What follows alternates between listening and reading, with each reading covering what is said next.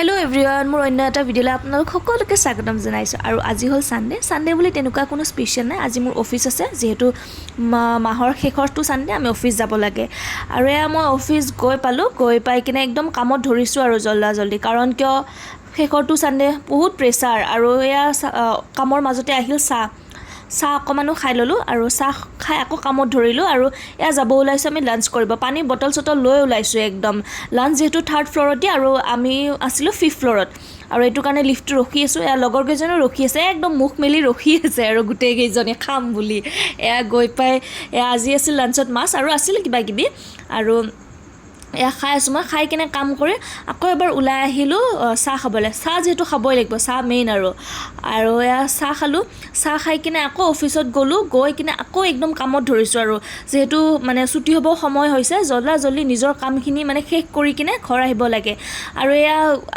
আহি থকা ৰাস্তাত আজি ভিডিঅ'টো ইমানখিনিয়ে যদি ভাল লাগিছে লাইক কমেন্ট শ্বেয়াৰ আৰু সাবস্ক্ৰাইব কৰি দিব থ্যাংক ইউ বাই বাই